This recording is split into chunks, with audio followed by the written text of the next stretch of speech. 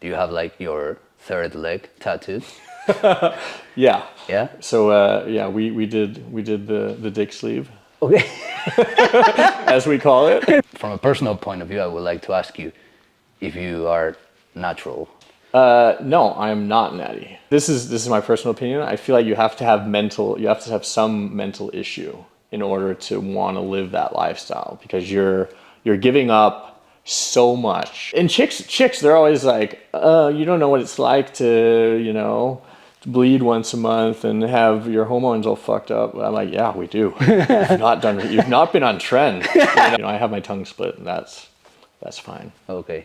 Now flash forward 6 months and you're like, man, look at my ears. Yeah. They're not there anymore.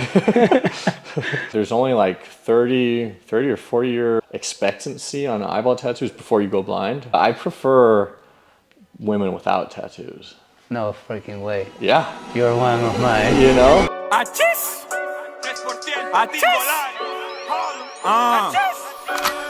It's kind of cool and it's interesting and it's edgy. Me llevo follando a tu bitch. Cirque Club Megatrix. Life could be dreams if I could take you.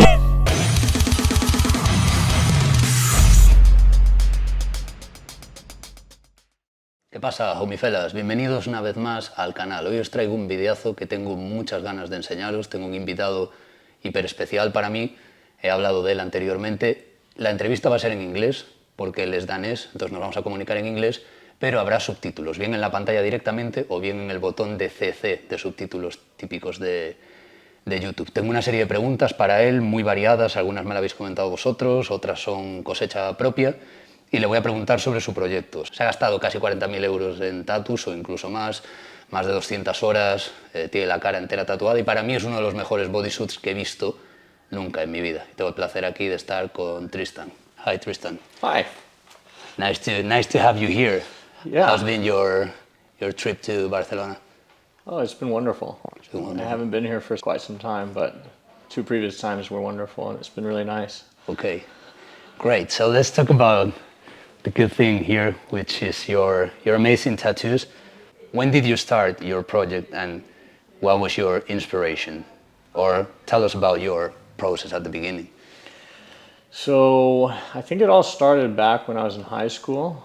There was a guy at my high school that he had this full Japanese sleeve, and I hadn't really seen anything like it. So I was very, I was like, wow, how can a tattoo look like that? I thought it was really crazy. And then I asked him, where'd you get it? And then he told me where it was from, and then he recommended the guy who did his sleeve, and then he recommended another guy, because I was like, okay, who should I go to get that kind of tattoo? And then I think I probably spent 2 years at home just Googling, what kind of tattoos are there? Because I wanted to research properly before I started. And I wanted to make sure that this was actually the tattoo I wanted to commit to. Because fairly early on, I knew I wanted to get something coherent. Okay. And not just a bunch of random stuff, which most people usually tend to lean towards.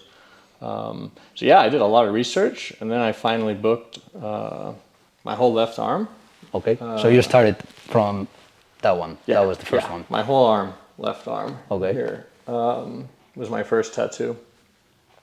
It took about 4 months, which is pretty decent speed, considering I hadn't really been tattooed before. Did you do the outline first and then? Yeah, he did like whole outline.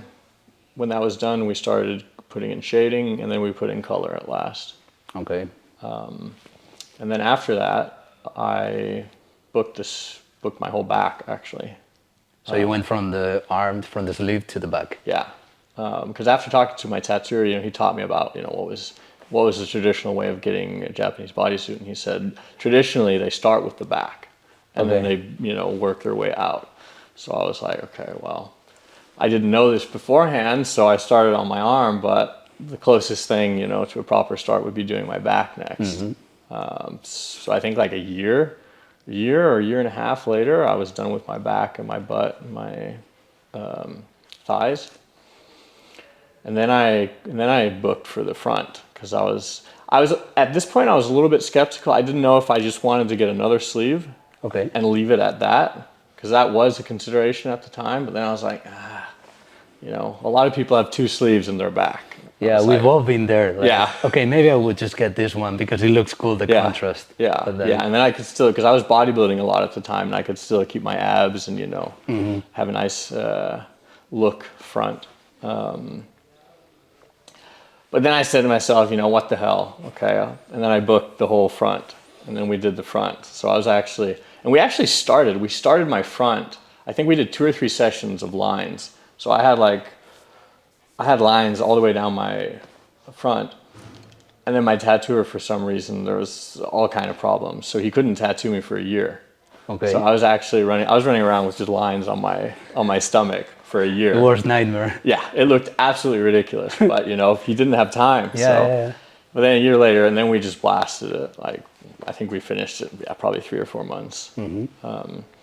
And it was pretty tactical, smart, I felt like, because, getting an arm after getting the front was like 60 hours, I think. So getting an arm after that was easy. Yeah, definitely. So it was easy for me just continuing and closing off the upper body.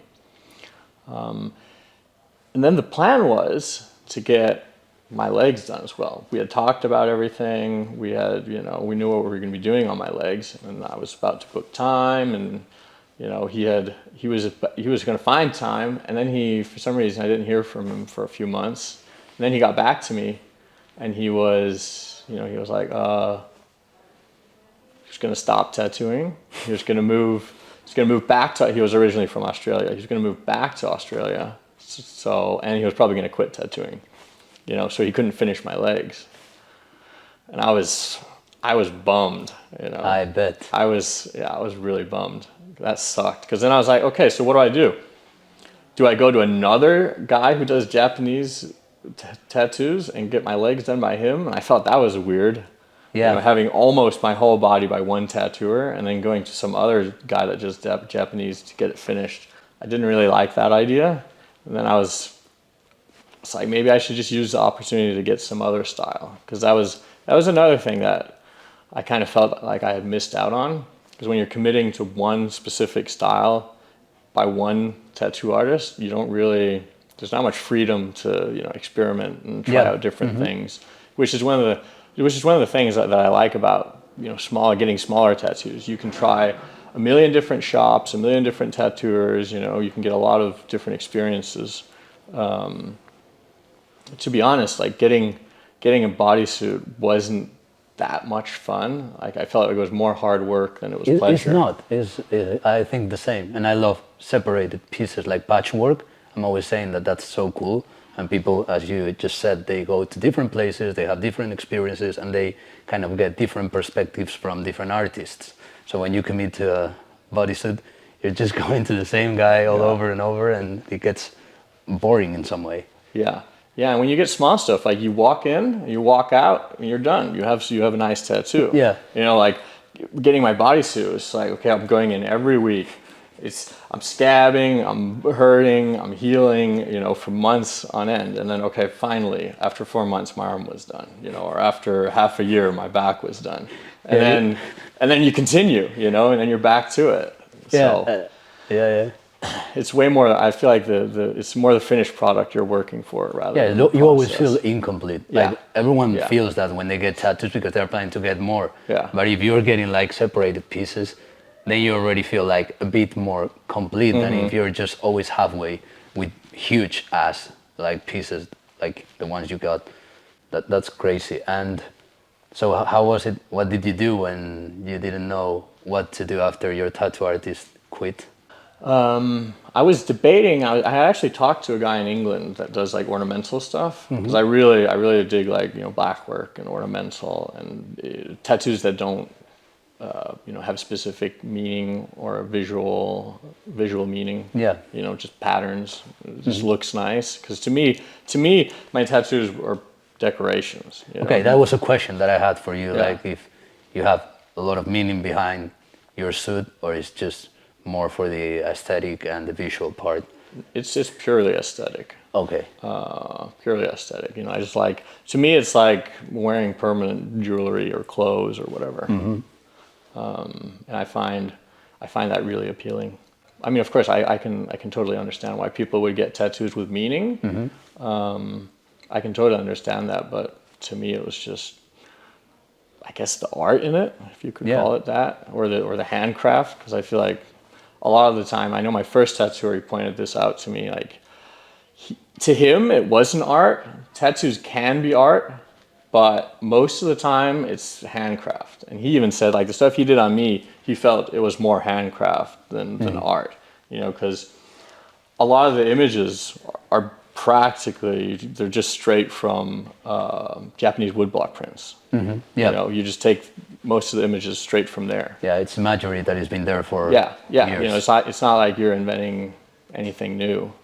You're basically just using recipes that have already been made and then, you know, putting it together. One of the things that I find amusing about your tattoo project is that you went from a style like that is pretty limited in some ways and has specific imagery and all the cultural thing, and you went to another one that, in my opinion, is quite far away from the original one. It's completely different, even the technical part, and it's more like realistic. How do you call the style that you got after, and how did you come to the conclusion of following your bodysuit with a complete different approach? Yeah. So I ended up scrapping the ornamental idea I had because we have this Danish tattooer, Christian, that does these really nice bioorganic tattoos. And he was doing feet on people, which I really liked. Okay. He was doing these feet pieces that I just, you know, were really awesome. So I actually booked to get my feet done because I was like, okay, I'm just going to get my feet done here because I was really digging the style. Got my feet done, and it wasn't the plan that I was actually going to get my legs done by him as well. But after we did the feet, I was just like, you know what? Now it would just be weird getting another. Yeah. You know, I might as well just continue it and see where it goes. At the same time, it opened up the door to getting visible tattoos, you know, on hands and on my neck, because Japanese, I mean, I've seen few people with traditional Japanese tattoos that were on the hands, were on the neck, but it's not really built for that. Yeah, it normally stops here. And it's like, it's the classic. It's not to be seen, Yeah, you know, you can conceal it behind a suit, which is stylish and classic. Whereas the bioorganic style really invites to, you know, these atypical designs on neck or face or head or whatever. Yeah, it's more like a texture that covers your whole body. Yeah. It's like almost, it has like a, science fiction look overall. It's great. I remember that one of the things that caught my attention the most about your project was the way you started it with the money thing, like, because of course a lot of people think about getting a bodysuit, but one of the main limitations is the money thing because it's really expensive. So can you tell us how did you do your bodysuit from the beginning? Yeah, so I wouldn't recommend this to anyone out there, but I spent most of my savings that I got from my parents. They had saved up for my 18th birthday. I spent most of my savings that they gave me on my arm, and then when I was continuing my back, I was studying at Copenhagen Business School. You know, so I didn't really have that much money. So you studied business school, right? Yeah, I was studying commercial economics and law. Really suits you. But yeah, and then I was doing my back at the time, didn't really have the money, and then I was like, well, in Denmark you can borrow money almost almost for free. Like I think the first 5 years there's no I know what you mean. I Like don't the know added percentage that they get after borrowing. Yeah, it was like 0. Yeah. And then it's like really low after the 5 years. So I could practically just, you know, take up a loan for free, which I did. I think I took a loan of maybe 40,000 Danish crowns. Okay. So that would be that would be maybe 4,000 euros or something Okay. like that, which I spent on completing my back piece. Okay. And then I quit business school and started working. So I was making real money at the time. Okay. And then I could continue the rest. Okay, I've been thinking this whole time that you borrowed 40,000 euros. So 40,000 crowns, Yeah. 4,000 euros. Yeah. Okay, that makes more sense. Yeah. I was overwhelmed. Like, Yeah. this guy. is like- That would have been pretty rad. Yeah. I thought, okay, this guy had it like, okay, I'm gonna get this bodysuit no matter what. Like, give me 4,000 euros, 40,000. Okay, that's great. So yeah, I'm gonna go like, I'm really interested about the face tattoo. I made a video about you because I really loved your bodysuit, and one of the first things that I mentioned was, what I like about this guy is that he is one of my kind. He has his whole body covered, like hands up to the fingers and all that stuff, but look, his face is clean. Look at the contrast. This is what I'm talking about. And then like 3 months later, you just blast your full face. So yeah, tell us like, how has it been with that? I bet it's a huge change. So tell us a bit about that. Yeah, it's been quite an experience. Like I wasn't planning on doing the face at all. Like it was very spontaneous because we had done like my whole head, and then we had to find a place for it to stop. Like how far out was it going to go? And I was like, at the time I was being a pussy, so I was like, okay, just to the hairline, just to the hairline. So I had this weird cutoff right at the hairline, and I was like, I didn't really like how it flowed with my face.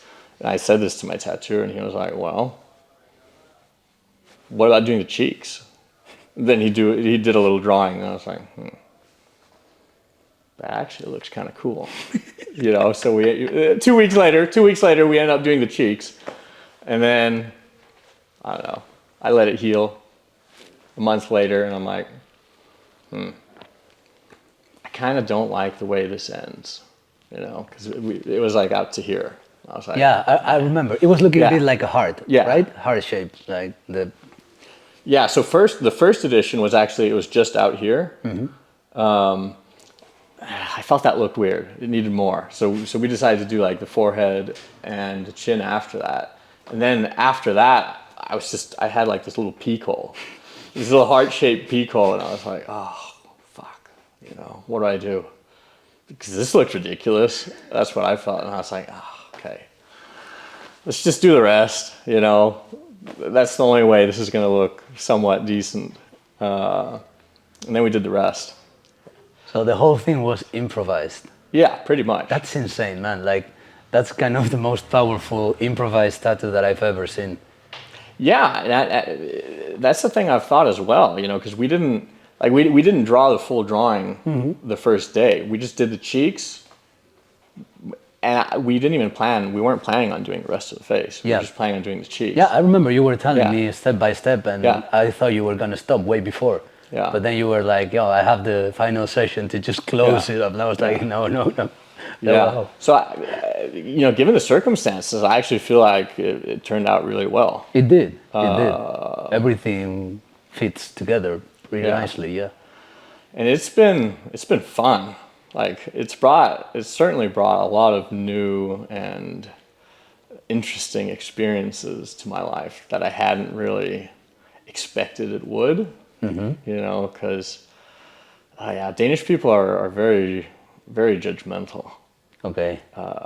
Which is something I can, especially coming here to Barcelona, I can really feel the difference. Like the way that people look at me down here is completely different from the way people look at me in Denmark. Like in Denmark, I'll get people will be, I don't know if they're like disgusted or scared. They'll have this weird look on their face. Down here, people are really curious, even the old people. Yeah. It's like, it's a completely different vibe down here. Yeah, it's crazy in Barcelona. Like there's so many different people that even the elder people and people who are more traditional, they're so used to see different things that they don't react that harshly. Yeah. So that's great. So tell us, like, first, like, are you happy with the final look of the face with the body, or because I'm asking this because it was improvised, so it's not something that you have been looking for 5 years and then you finally get it. So do you think it was a good idea in the end? Yeah, like overall, I certainly don't regret doing it. Okay. It's been a really cool experience. There are a few things I've thought about changing, not a lot. I've thought about like the orange pieces I have in the middle. Sometimes I feel like they're a little bit too distracting, and I feel like we should have maybe just kept it, some simple texture. So I've thought about lasering the orange bits, Okay. and just doing some light textures like up here or here. Yeah, some lights. Yeah, just to preserve more of my natural face. Because you told me that even in the pictures that it looks weird in your opinion sometimes. How does that work? It's I don't know. It's really difficult getting good pictures of my face. I don't know why. Like the lighting, especially on an iPhone, like an iPhone camera, really taking pictures of my face is near impossible because it's like it just gets all blurry. It's like I can't really read my face. Okay. Did you have to change the Face ID? Oh God, that was a trip. So we were doing the last part of my face, and my tattoo was like, okay, blah blah blah, you can pay now. And then I was like, okay. I hadn't brought cash. I usually pay cash. I hadn't brought cash, so I was like, okay, I'll just do a transfer. I swipe my phone. I'm like trying to do the Face ID thing, and it's like it's not working. It's like the iPhone's going like, your face is covered. Please remove the cover. I'm like, what? So I couldn't open up my bank app.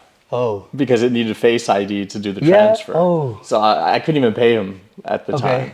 And now, still now, Face ID doesn't work. I can't use Face ID. Because you can't like reconfigure it? Or no, it can't read my face. It doesn't understand because it works with the volume and the shapes. Yeah. So maybe I have no idea how the system works, but I can't. I've tried making a new Face ID, and it's just like it doesn't even recognize there's a face. Oh my God. It just recognizes that it's covered. Like, okay, that's a price to pay, man. Yeah, it's quite a hassle because when I have to every time I have to sign up for a new credit card, a new bank, and all this official stuff, they usually do Face IDs. Yeah. Or I have to write to support every time. Okay. Because usually when you're signing up to a new bank account or whatever, they want official picture of your ID and then a picture of your face. Oh yeah, The facial recognition software never recognizes me, so I always have to write to software and be like, or write to support and be like, so my face is tattooed and. Okay, that's something that I would have never think about, like when it comes to get a full face tattoo. Yeah. That it will create so many problems with technology. That's kind of annoying. Any other anecdotes? How did your family, for example, take it, like the heavy tattooing and stuff? My family, initially, my mom was not happy. Okay. My mom was not happy. Like my mom doesn't have any tattoos. Mm-hmm. When I came home with my arm, for the first 2 months, she just ignored it. She acted like it didn't even exist because she hated it so much. Yeah. I was like, Mom, see what I have here? She was like, yeah, I know. I don't like it. You look like a gang member. Classic, yeah. So she wasn't really very pleased when I got my face. I think we had a year or a year and a half where I wasn't really seeing her because, all the negative comments. I just couldn't be bothered. But now she's come around and, she accepts it. She got used to it. I think she found out she would rather accept it and have me as a part of her life rather than not accept it and not talk to me. Yeah, that adaptation process, I guess it's important for a mom. Yeah. I'm always saying that to people. Don't expect that the woman that had you and saw you growing up, like now you become completely different, and it's such an impact that I don't think any parent would ever be like, okay, that's great. As I told you before, it's been 10 minutes and I'm already used to it. Yeah, that never happens with a mom or that. It takes time. But that's actually something I get a lot from people. People, they see me online, they see the face tattoo online, like, yikes, whoa, that looks crazy. Then they meet me and, after a week, you don't even notice I have a face tattoo. Yeah, You know, exactly. It's pretty cool. I'm normally saying this, like, because I'm telling people not to get their face tattooed because of obvious reasons, because people just get the face like if it was an arm. But I'm always saying that it sometimes creates a weird perception of the face, because somehow the eyes and the nose and I thought that would happen with you, but in person it doesn't actually happen. Like, your face makes perfect sense. I have even met people in the past that they have more like some sort of grunge, thrash, polka type of thing all over, and it gets so like too many things. But yours is quite balanced in some way, so it looks, you get used to it pretty fast. I mean, that has happened to me, so that's it. That was also one of the concerns when we were doing my face, because we didn't really have any reference points. You know, what does a face tattoo look like? I've never seen anything like that. You know, we were like, okay, what do we do? You know, my tattooer had never really done a proper face tattoo. I think he'd done like half a face on one guy like many years ago.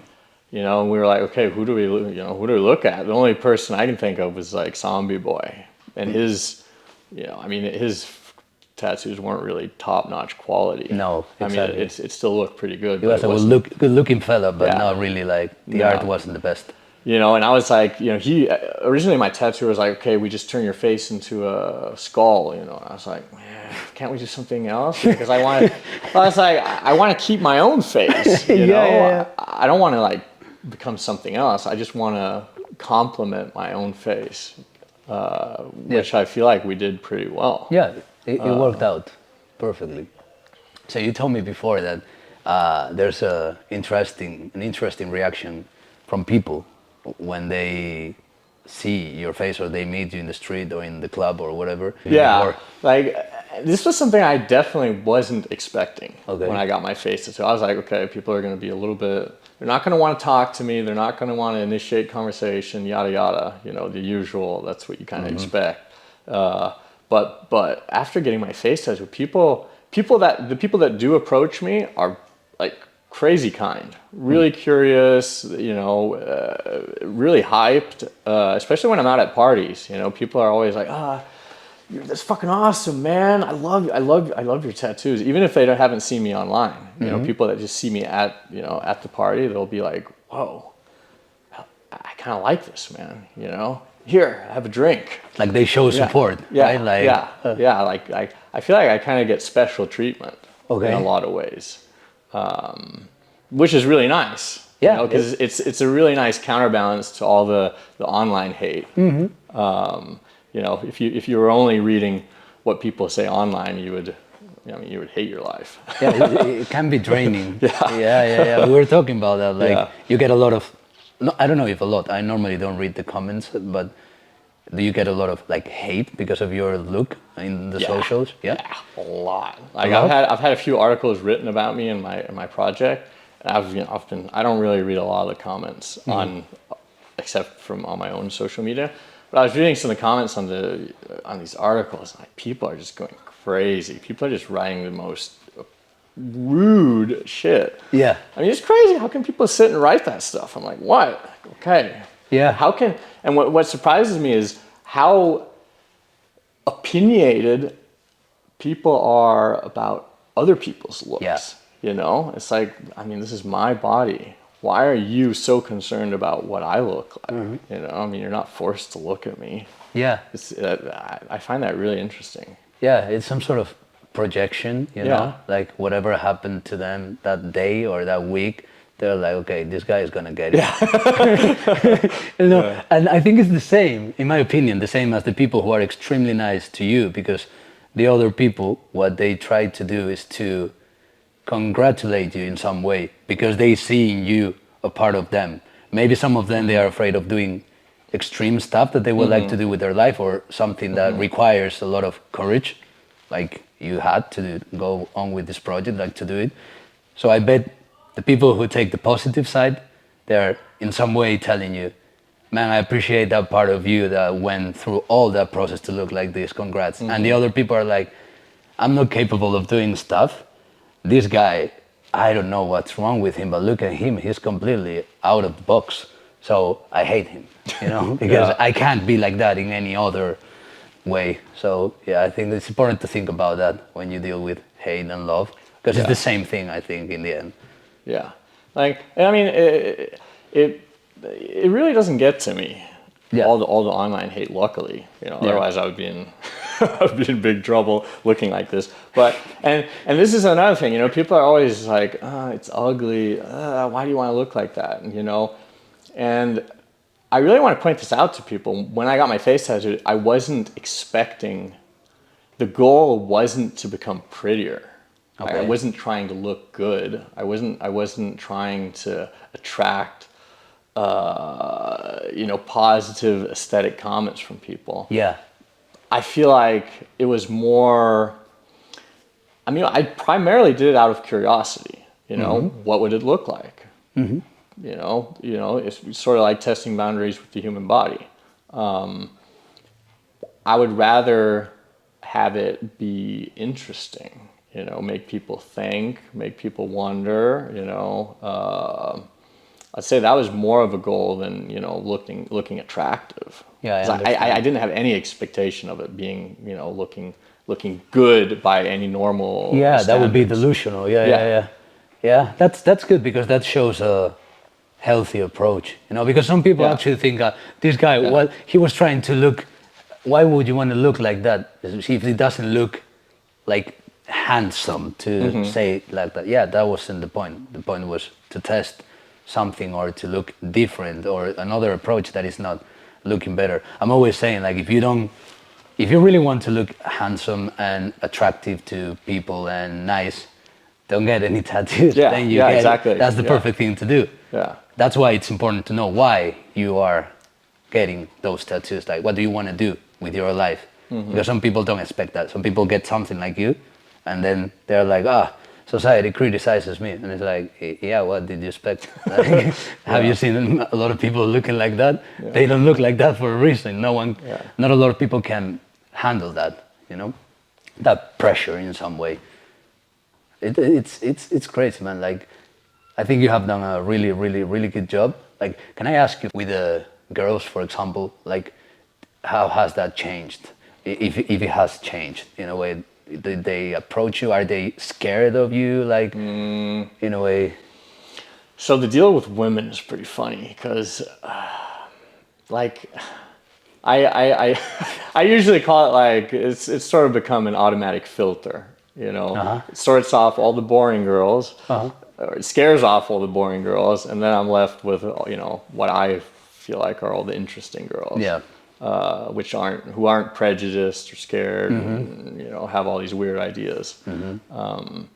So I've certainly met a lot of really interesting women after getting my face done, and I also feel like the women that tend to approach me or tend to you know, want to have anything to do with me are, you know, more my type. Yeah, personality-wise. Personality-wise, I feel like I have way more in common with people who aren't prejudiced. You know, and at the same time, I feel like, okay, so 95% of women don't like it and are probably going to be scared off, but of course, I don't know, but I feel like I'm not really missing out on anything. Yeah. Because I feel like, okay, if you're a chick and your values are this is your set of values, and that includes not wanting anything to do with me because I have my face tattooed, then I have a hard time feeling that those values are going to, you know, match with your perspective. Yeah, match with my values, or be values that I want to have anything to do with. Yeah. It's definitely a filter. Yeah. Okay, that's really interesting. I'm happy that it works for you. Yeah. There's definitely not that many negative experiences on that front. But it also attracts a lot of really crazy women. If you didn't mention that, I was gonna do it, because that used to be a problem for me when I was younger. I mean, I've never looked that heavily tattooed as you do. But already when I was like long hair and stretched ears and 2 sleeves and the neck, some girls used to think that I was the type of crazy, like, life fast, die young type of guy, and I'm just the opposite. I'm extremely chill and nice, but not like nice person, just I don't like crazy things. I don't like to hurt people. Yeah. And then I've seen myself in situations with women that I was afraid of my life. Yeah. I was like, man, what am I doing here? And I was like, of course, they think that you are. Yeah, so I was. Yeah, I don't know. I get that, you know. 'Cause I'm exactly the same, you know.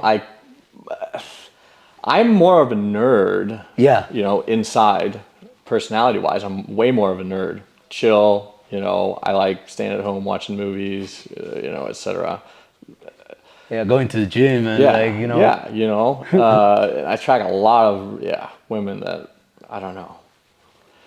Yeah, like I always joke towards my friends, and so after I got my face tattoos, now I'm sort of like a borderline mecca, you know, mecca of borderline chicks, because there's so many, so many crazy women that. Yeah, because there's a part like, imagine like, I don't know if this is gonna sound good, but from all the guys that a girl could choose, the fact that she chooses you or me, it has something in her brain that it's borderline. Yeah. Exactly, you know, like could be good, but could not be that good. Like, and that's so. I think that's interesting. Yeah, but I'm glad it's like we have similar experiences, because I felt pretty like couldn't relate to anyone, you know, with that stuff, because most of my tattoo friends that I used to have, they used to be more that type of guy. You know, I'm crazy, so I get tattoos. Yeah. And I'm like, I don't know what to do. I just get tattoos, but I'm not crazy. I'm nice, I swear. Like, I just want to chill. But looking nice, looking extreme, but I'm not extreme. Yeah. That's cool. Did you use any like numbing creams or anything like that to get all this? How many hours do you have in there for? I think I have 275. 275. Yeah. I tried numbing cream once on my left armpit. Okay. And it was actually only on my tattooer's recommendation. He was like, the armpits are going to be shit. You should try numbing cream. You know, he had good experience with it. So I tried it. It was shit.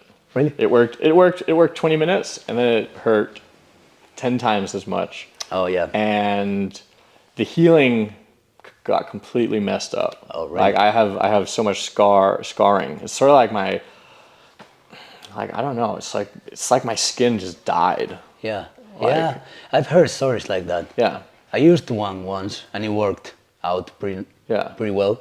But I have heard a lot of stories of people getting their skin fucked because of that. I think it might have been the area. Yeah, also in the armpit. I don't know. I wasn't happy. So I haven't done it. It wasn't even your idea, you know? No. But I did everything, and that's one goal I had. I said I was not going to do any numbing cream or anything for the majority of my body, which was up to my neck. Okay. So when we got to my neck and my head, I was like, okay, I deserved to have some sessions that weren't in utter pain, you know? Yeah. I just want to chill, relax, have a nice time. Yeah. Now we're going to do the neck, we're going to do the head. Like self-care day. Yeah, exactly. So I actually did ketamine. Okay. Yeah. Which worked really great. Okay. Actually, you know, I was just chilling. Couldn't feel anything, just, you know. Really? So with the head? Yeah. And what about the face? Did you? I think I did a little bit for some of the face. Like the forehead was we did that at Stockholm Ink Bash, which was in Sweden. So I didn't have anything with me. So we were just doing that like without any numbing cream. Okay. But the middle of the face, no, I needed something.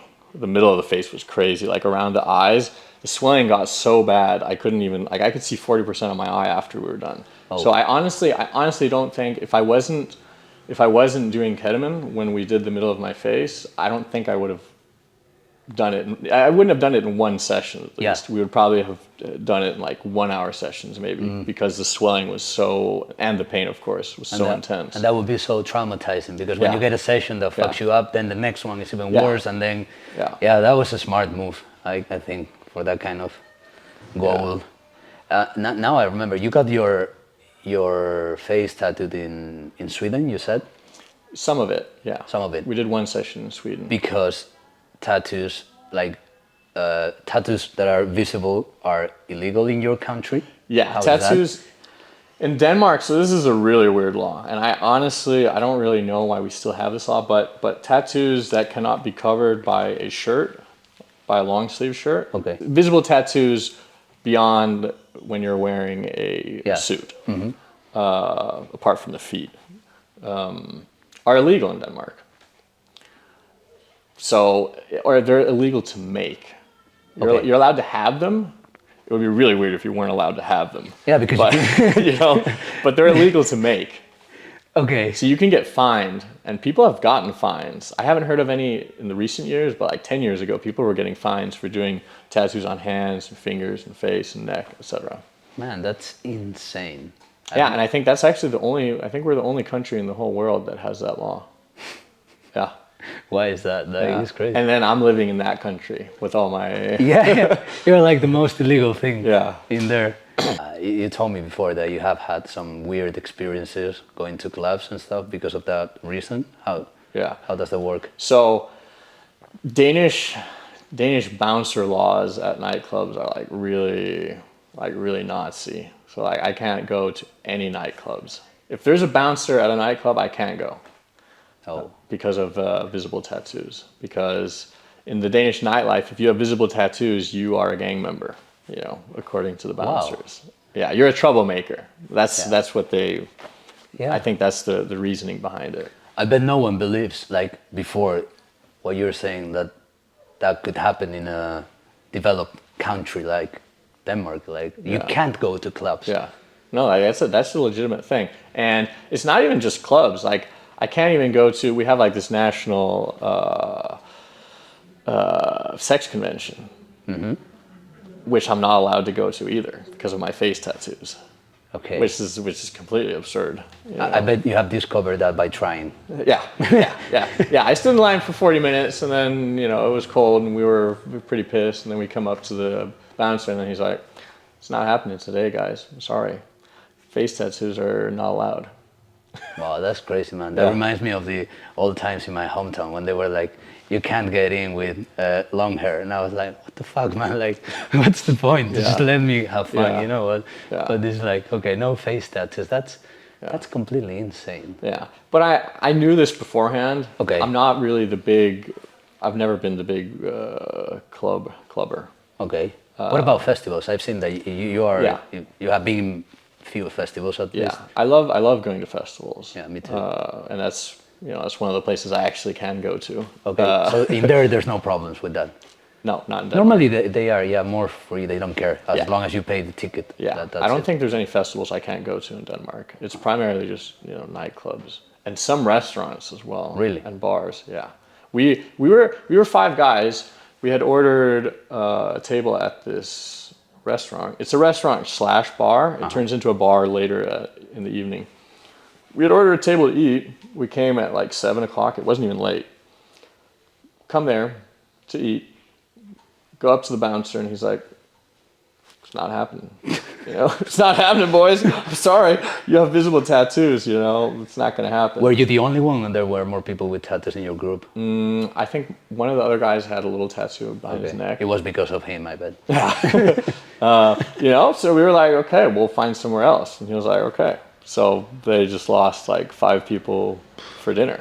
Which was, that's extremely weird. Yeah, we even told him like, "We're not going to be drinking. We're just going to eat and we're going to leave." Yeah. But no. Yeah, so it's not allowed. That's completely crazy. So I think this is going to be really interesting for people.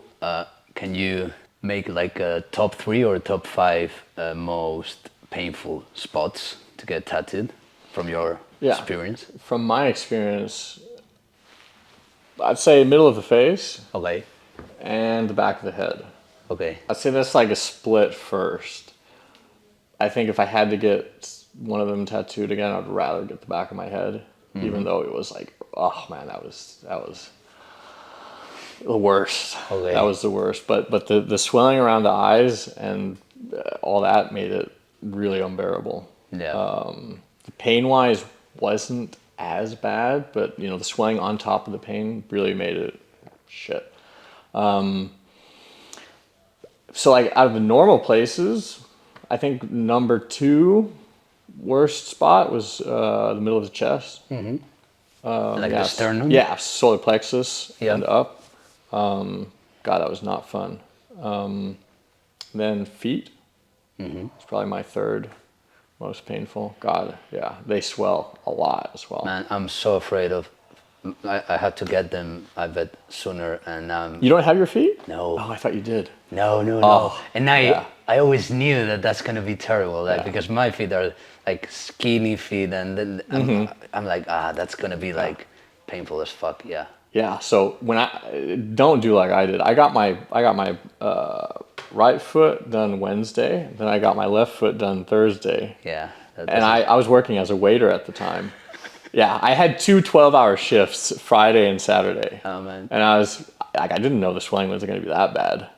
They swelled up so bad I couldn't even get my shoe on. So I had to call in sick for work the whole weekend. There's no shoe that you can use when the No. feet are looking like that. Yeah, that was bad. So yeah, back of head, number 1, and then sternum, solar plexus, number 2, and then feet, number 3. What about the armpits? I'm gonna get those soon too, and I'm a bit skeptic about it. Like, So I had some really bad stretch marks. Okay. I had like maybe 1 centimeter wide stretch marks that went all the way from the top to the bottom, which made it really painful because they were still pinkish when we did my armpits, so they really hurt. But the places I didn't have stretch marks, it wasn't that bad. Okay. To be honest, I feel like if I hadn't had the stretch marks, it would have been all right. okay. It was certainly way better than I'd expected. And luckily, my tattoo was really quick. He did my whole armpit in like 1.5 hours. Yeah, we were talking about that before. Yeah. That he's quite fast, right? Yeah. That's important. Yeah. Yeah. And I bet if I'm not asking you this thing, like half of the comments are gonna be people asking that question. Do you have like your third leg tattooed? Yeah. Yeah. So yeah, we did the dick sleeve, Okay. as we call it. That's great, man. Dick sleeve. Never thought about it that way. Yeah. That was very uncomfortable. Yeah. Very uncomfortable. So we had to sit with a Coke bottle. Coke bottle. Okay. Yeah. So I could like stretch it around the Coke bottle when he was tattooing it. Like it was really weird. but you know, because we had to do it in flaccid because like there's no way you're gonna stay hard. Yeah. For the yeah, whole people tattoo. people always wonder, like there's this myth, I think, or that you need to get your dick hard to get it tattooed, but that's not how it works. No, right? it's not very realistic, you know. So I had the Coke bottle, and then you know I was like, Man, like,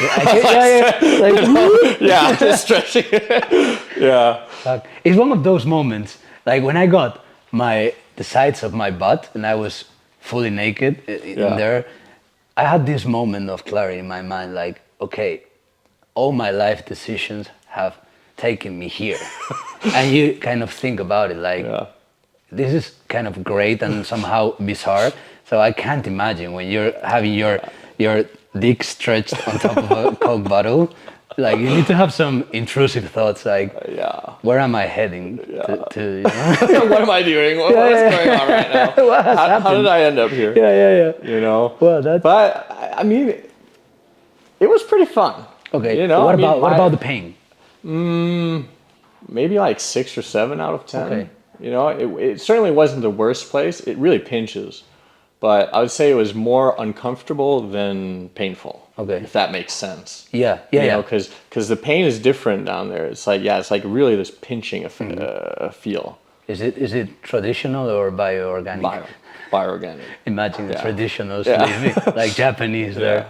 That would be funny. Could have turned it into a snake. Is there any part of your body that you don't have any, like your palms are not? We haven't done the palms. I don't have bottom of the feet, and I don't have between my butt cheeks either. Okay. Like I have my cheeks as you would do them traditionally. The Japanese, but not like between. Yeah. Are you planning on getting that? There's no real need. In the end. Not really. Like maybe for everything else, yes. Everything else is necessary, but not that part. Okay. No, like maybe one day if I'm really bored and I'm like, okay, we need to tattoo today. Yeah. Do you think you're gonna be able to stop? Because you know we have this references that people always tag me in their Instagrams, like Rene. Yeah. I've been talking to him. He's a really nice guy, and I admire all the pain and endurance that he has. But he has like he's on his 7th bodysuit, so people tend to think like this is just not about the tattoo anymore. These people are addicted. So in my opinion, I believe that I'm gonna finish when I finish. Like, okay, I'm done. No need to waste more money. Not waste, but I mean, I will use this money for something else. Yeah. No need to struggle to feel the pain, to spend time laying down, you know, all the stuff that you've been through too. Yeah. So do you think you're gonna be able to stop, or do you have that kind of mindset that you think that you will get something else at some point, or some blackouts or stuff? I mean, it's really hard to predict the future, but as everything is now, no. Yeah. No, I think I'm going to stop here. I think that the most realistic thing next would maybe be lasering the orange part of my face and redoing that. Maybe. Like, I'm not even sure if I want to do it, because I feel like, you know, I've just gotten so comfortable having my face the way it is, you know. Yeah. And I'm really enjoying it. And, you know, my life has honestly never been better. Yeah. So no, I don't think so. But that's kind of why I started tattooing. Yeah. Like I wasn't planning on becoming a tattooer. But at some point I realized I'm running out of room on my own body. How do I keep being around tattoos? Because I always really liked the creative process. Yeah. You know, I really liked, okay, what options do you have? Like, I have a whole arm.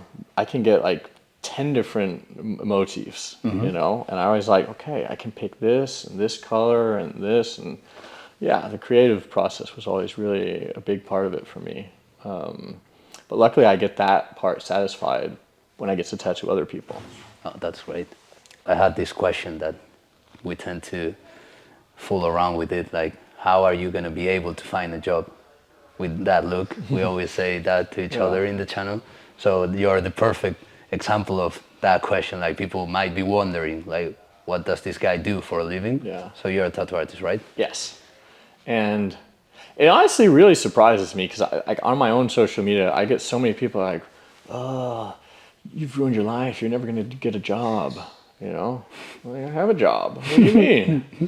I work 60 hours a week, you know? I work more than most people. I work more than most of you guys sitting out there hating, you know? Yeah. Did you have any, like, not backup plan, but what was your idea before coming to the conclusion that you wanted to be a tattoo artist? I was going to be an investment banker. Oh, okay. I was going to work in a bank, you know, in a nice suit, do, you know, investments. Like money things? Yeah, money, you know. Yeah. Which is why I was studying commercial law and economics. But the law part for me was really boring. Yep. Like, oh man. I think if I was just studying economics, I would have probably still been studying, or I would have finished the degree, but the law part just killed it for me. But, you know, it ended up really good, because I honestly can't imagine having a better job than being a tattooer. I mean, it's such a nice job. You know, I mean, I always call it like grown-ups playground, you know, because me and my colleagues were just sitting around having fun all day, you know? Like, it's not like I don't have to wear a suit. I don't have to talk in a proper way, you know? We can pretty much do whatever we want. Yeah. And you're doing, I mean, what are you doing at the moment, tattoo-wise? Like, what's your style at the moment, or what are you planning to do in the future? What kind of tattoo artist would you like to become? So, like, ideally, I'd love to do like heavy blackwork projects. Okay. I think that's probably what has my heart the closest. You know, ornamental blackwork stuff. You know, tattoos that complement the body, but don't have any meaning. It's just purely aesthetic. Yeah. So I like the challenge of fine line. I really like that you have to be like so focused. You know, because with fine line, there's no room for mistake. Yeah. You know, if you're doing like a little line and you fuck up, I mean, you can't hide. There's no shading you can hide it with. You know, Yeah. there's not that many details you can hide it with either. Whereas when you're doing a big project, it's way easier because you can just sit. You know, you're just There's sitting more for room hours to- and hours before you've made like one patch of or even specific one line, shape. you can make it thicker if you see that. But So I really enjoy the technical aspect of fine line, and you know, it looks good on women. yeah, You know, so this is a big surprise, but it probably came after I started working as a tattooer. But I prefer women without tattoos. no freaking way. Yeah, You're one of my. you know, You're one of my kind. and this is the reason why. Like the female body is so aesthetically pleasing on its own Yeah. that I feel like 99% of the time you put a tattoo on it, you're not making it more aesthetically pleasing to me. Yeah. You know, I it's like understand. on its own, it's, you know, the female body is one of the most beautiful things I can think of. Yeah. And then, you know, these chicks are out there, and then, you know, she has a giraffe on her arm. I'm like, what? What? You know, it's just a 10 out of 10. She has this ugly ass giraffe or whatever, you know?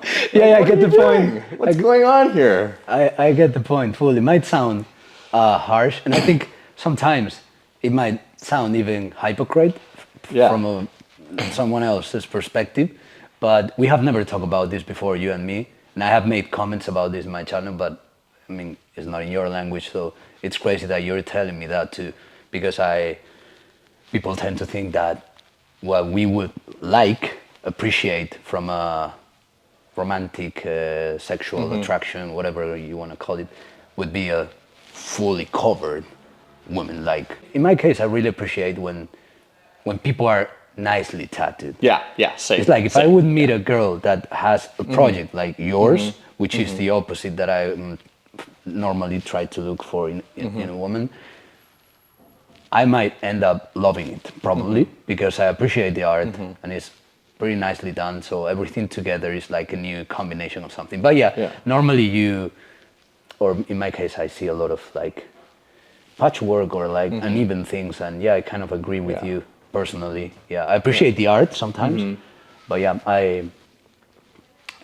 But of course, I want to point out, you know, this is just talking ideals. This is a personal preference, and it's not like I don't like women that have tattoos. Yeah. You know, this is just my preference. Like ideally, if I could pick anyone, it would be without any tattoos or with as little as possible. And you know, I like proper tattoos, you know, on women, of course. Technically and design wise, proper tattoos look amazing. Yeah. But in Denmark, where I live, it's such a rare thing.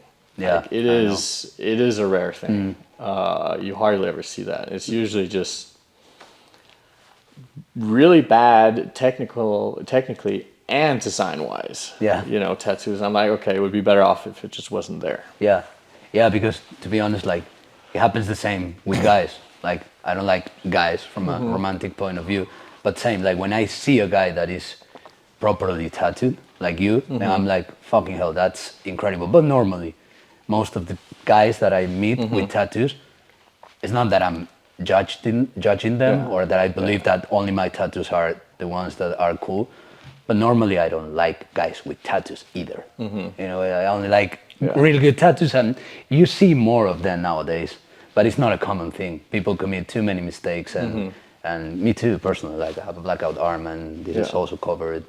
But that was my point. The point of my channel also to try to avoid for the future generations that people can. I just met a guy that he gets tattoos here with Jota, and he looks super young, and he's fully covered in great tattoos. And seeing something like that is inspiring, you know. And I think it changes for everyone, because then even people that don't like tattoos that much, they see that and they're like, hey, I don't fuck with that, but I like what you have there.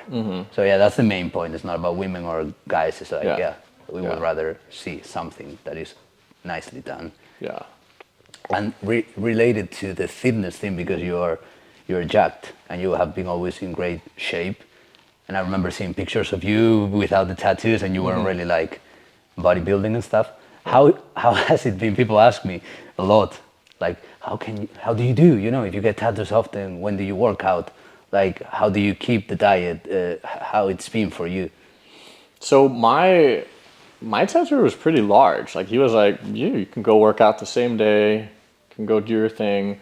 The only thing to really think about was when you have a big part that starts scabbing, like on your bicep, you maybe Don't curls. Don't go down and do curls and get that skin all inflated and have all the scabs cracking, falling everywhere. Yeah. You know, that he was really laid back. Okay. In regards to the healing. And I mean, my tattoos have healed really well. Yeah. Despite that laid back approach. I feel like a lot of the time tattooers can be like really overprotective, you know. I mean, it is the human body, and if the tattooer is doing a proper job, it's going to heal fine anyway. Have you gotten any of them infected? No. I've never, at least not my Japanese stuff. I think I had like a little spot in my in the back of my knee. Yeah. That I don't even. It was a little bit infected. Yeah, maybe a bit of a wound. Yeah. A scab that was in for a long time. Yeah. Takes a bit longer. But not anything serious. Yeah. No, and I tell this to people, if your tattooer knows what he's doing, you really have to fuck up by a large portion for your tattoo to not heal properly. I agree. My tattoo artist is always like putting a lot of importance in the how to treat the skin and how to understand the skin of each client. So in my experience, I have healed some tattoos like in the most specific way and a structured way, and it has worked out nicely. But then some of them I had just let them be for 2 weeks, and then all of a sudden they were. I've been doing sports. I've been going out. So people are like, no, you can't eat this. No, you can't go out. It's like maybe you should do the best you can, obviously, but I have never. People tell me about, I got disinfected. This went completely, and I have a lot of stuff. Never had any problems. Yeah, actually, I want to make you like a question related to this. I love to kind of see all the channels about like fitness and stuff, and there's this like natty or not natty. So from a personal point of view, I would like to ask you if you are natural. No, I'm not natty. You're not natty. I started doing roids when I was 2015. So I was 19. Okay. I started when I was 19. And I did it nonstop for 5 years. So I was like blast and cruise. Yeah, blast and cruise, exactly. I knew from the get-go I didn't want to do a cycle and then do post-cyclotherapy, because there's two ways you can do it. You can either do a cycle, and then you can do post-cyclotherapy where you come completely off, or you can blast and cruise. And I feel I spent a lot of time researching this, and from what I gathered, if you want to keep your gains consistently, blasting and cruising is the only way that's going to happen, because when you're not on a lot of gear, you're not going to be able to maintain the physique that you had when you were on a lot of gear. Yeah. You know, and when you do post psychotherapy, there's always going to be a down period where you don't have very much test in your body, so you're going to lose muscle mass. But when you're blasting and cruising, the difference is, it's not that big, so it's easier to maintain. So I did that for 5 years, primarily because I had an ambition at the point to make a living out of bodybuilding. Oh, good. That's amazing. Or be a personal trainer. But I decided not to go down that route because I wanted to do competitions, etc. But after getting a little bit of insight into the bodybuilding world, it's only maybe the top 1% of bodybuilders that are actually making a living off of doing competitions. The people who are making the big money are the personal trainers and the people who are big on social media. Definitely, yeah. And I just felt like doing competitions, dieting.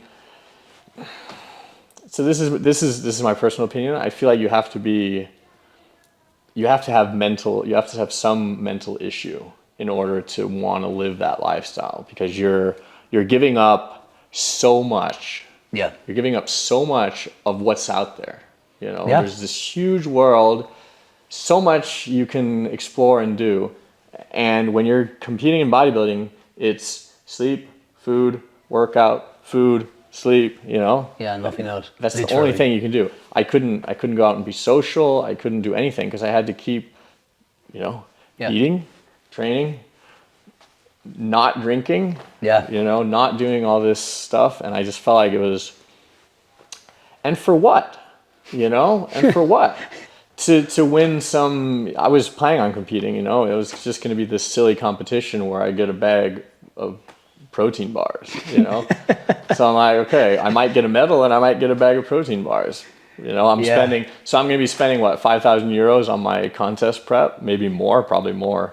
Yeah, definitely. And I'm getting for what? Protein bars and a little bit of ego polishment, you know? Yeah. Which is what I felt it was. Yeah, the balance between effort and reward is so like uneven. Yeah.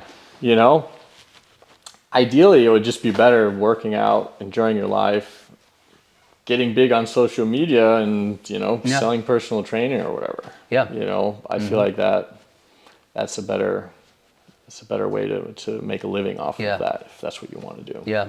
Yeah, I love it too. I watch a lot of stuff and I admire a lot of people doing that because of the same reasons. Like it's one of the biggest efforts like that I've ever seen. Like I'm always making jokes with my friends that there's two worst ideas that you can have for your own life as a male is having a metal band or becoming a bodybuilder, and we love both. Yeah. Like we love to go to shows, support bands, but that's why. Yeah. Because you know how much effort you need to put into those things and how little reward you get. Like all the metal bands, they need to work and release like 7 albums to be able to not work somewhere else and keep the band like as the main job. And the bodybuilding thing is, like I love it and I admire them, but then as you just said, like fuck. They need to invest everything. Yeah. And most of the times for almost nothing. Yeah. But yeah, that's how passion works sometimes. Yeah. So like how has been your experience with those? Like have you like I'm pretty interested about the like my brain changes. I mean it really messes up with your mental state. Right. But it's also dose dependent. Like if you're on low doses of let's say test, you hardly feel it. It's just like I'd say like ideally 250 milligrams of test, you're gonna feel more energetic, you're gonna feel more happy, you're gonna sleep better, you're gonna make crazy gains, even though you're still on low doses, and you're not really gonna feel any negative drawbacks. I mean, of course it's individual and how sensitive you are to, but a low dose of test, no problem, you're gonna be a Superman. But like when you're doing bodybuilding doses, where you're doing multiple grams. I think the most I ever did was like close to 2.5 grams when I was at my biggest, which is a lot. Yeah, sounds like a lot. Yeah. And chicks, they're always like, you don't know what it's like to, you know, to bleed once a month and have your hormones all fucked up. I'm like, yeah, we do. You've not been on trend, you know? You've not been on trend. That's like a 1 month or 3 months constant menstruating, you know? I've heard so much about trend that completely fucks you up. Like, like your mood is just like this. Yeah. You know? Yeah. Up, down, up, down, up, down. Wow. It's just a roller coaster. Wow. And it's not, I'd say, the gains are really good on trend, but it's really rough mental. Yeah. Like, especially, for me, it wasn't that rough as I think it is for many people. Yep. A lot of people, they get really bad anger issues. Like I have a couple of friends that they can't do it because they'll break up with their girlfriends and they'll fuck up their relationship because they start doing trend because it messes so much with your mental state. Do you recommend that?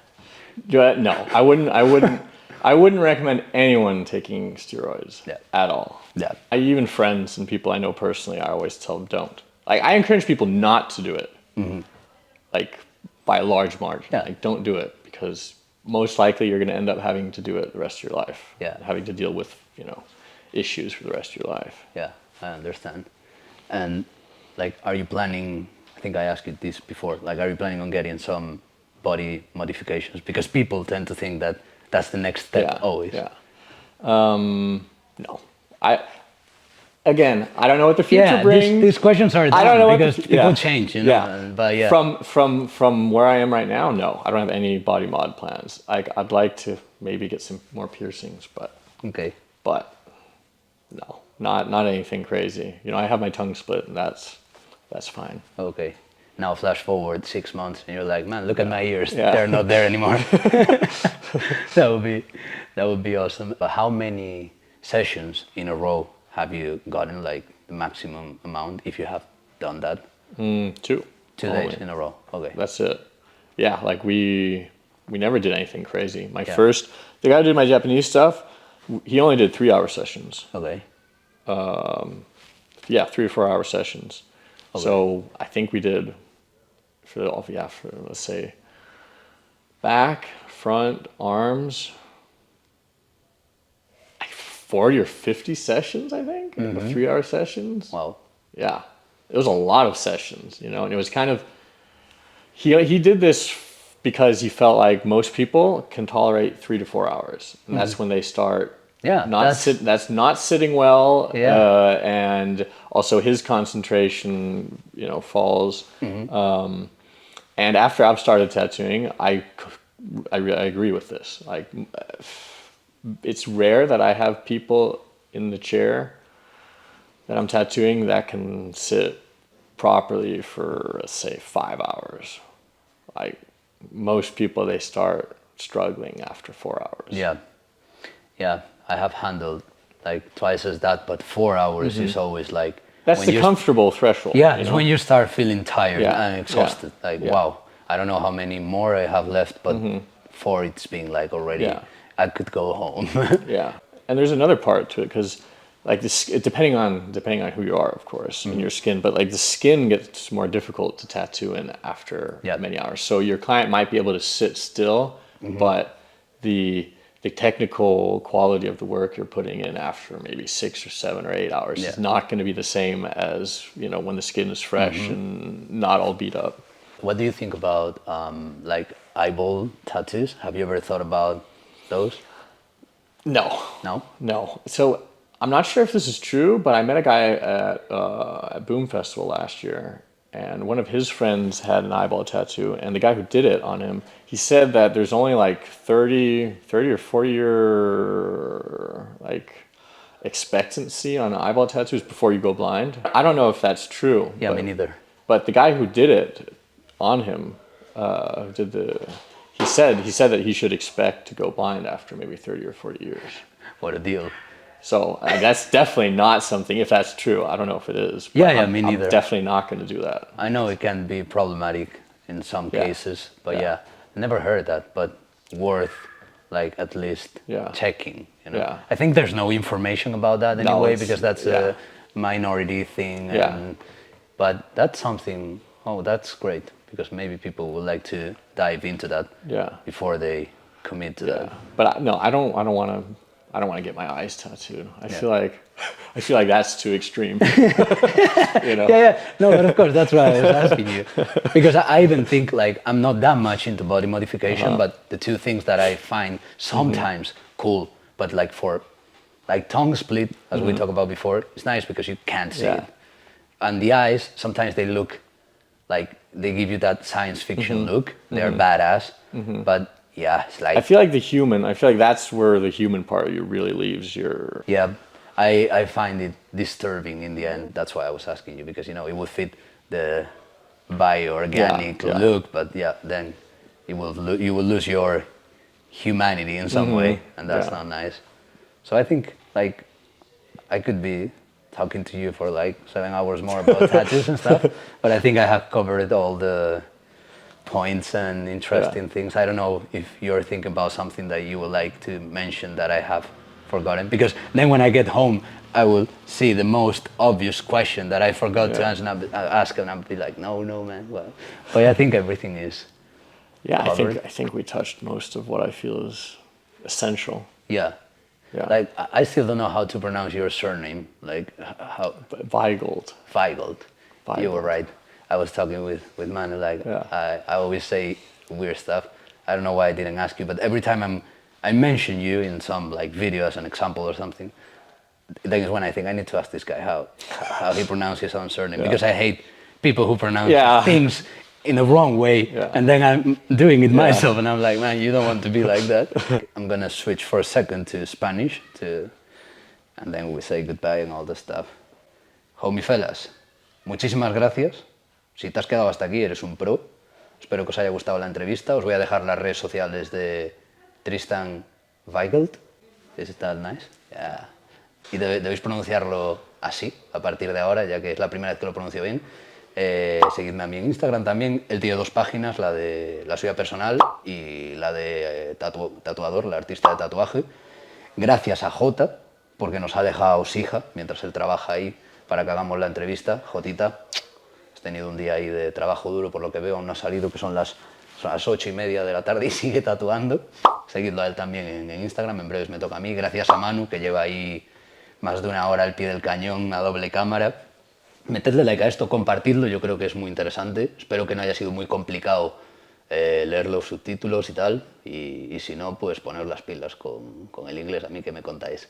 Gracias por todo. Thank you, Tristan. It's been a pleasure. Yeah. I admire your whole thing, like it's great, and thank you for giving me this opportunity to talk to you and show it to the people in my channel.